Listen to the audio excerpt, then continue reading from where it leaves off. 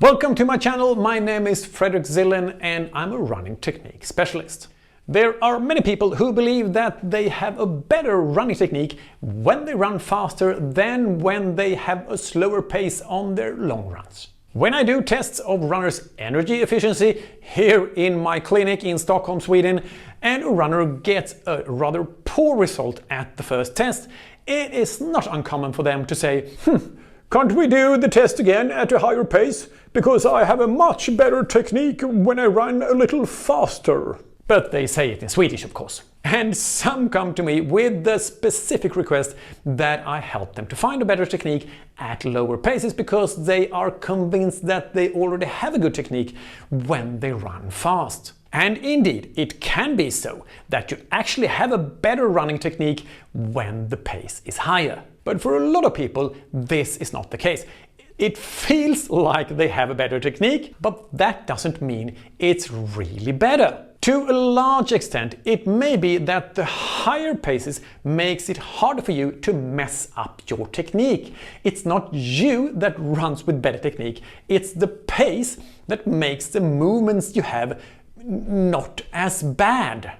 Let's take an example. Many runners are aware that overstride is bad. This means putting your foot down too far in front of your center of mass, which risks increasing braking forces and give you longer contact time, which makes you a less efficient runner. The distance that counts as good landing in relation to your center of mass and where you put your foot down changes depending on your pace, which I have discussed it in other videos. If you're not running very fast, very close to your center of mass is the best place to put your foot down. But if you run fast, it's okay for your foot to touch the ground, which is what counts as landing.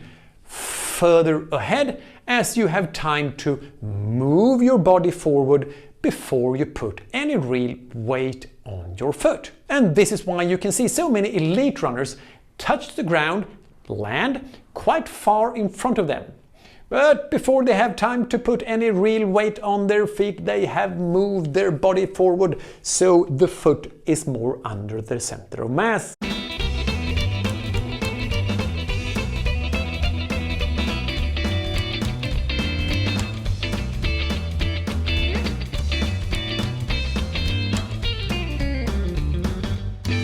If you put your foot down in the same place too far in front of you when you run slowly as when you did when you run really fast, you don't have the time to move your body as far forward, which means you have a lot of pressure on the foot when it's still in front of you.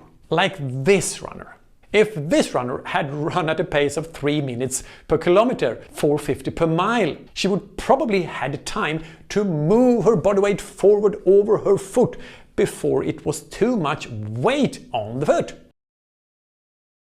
There is of course a limit to how far ahead of you you can put your foot down. You can't put it on the ground 10 meters or yards in front of you. You don't have legs that long. This means that if you just run fast enough, you will have a hard time ruining your running technique with overstride, even if you put your foot down as far in front of you as you can. And as the pace increases, your contact time decreases.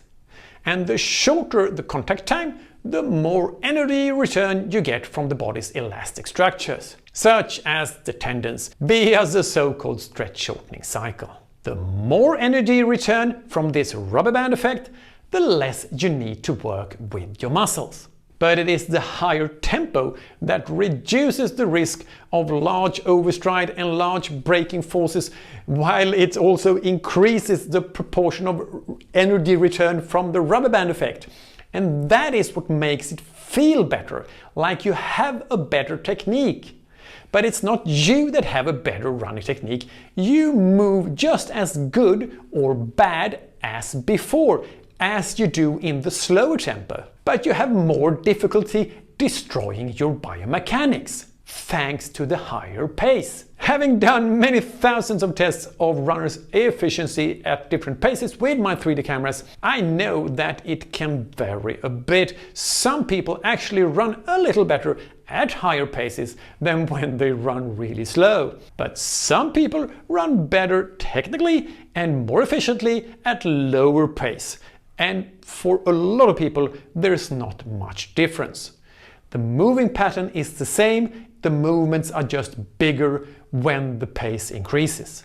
So what I want to say with this video is mostly, just because you feel like you have a better running technique when you run fast compared to your slowest long runs, it doesn't have to be that way. It's not you that runs differently or better, it's the speed that helps you not mess up so much. What conclusions should you draw from that? Well, how about that you should have an excellent running technique even at low paces, because then it will probably also be excellent at higher paces. And given that you're probably running the majority of time at less than your race pace, that might be a good idea. Not only so that you can be energy efficient at all paces, but also because an efficient running technique also reduces the risk of injury. And then it is good if you have an energy reducing technique at the pace where you do most of your training. And if you want to improve your running technique at all possible paces, I recommend, of course, my online course. You can read all about it in the text below. And now, make sure that you run beautifully, and I'll see you soon in the next video.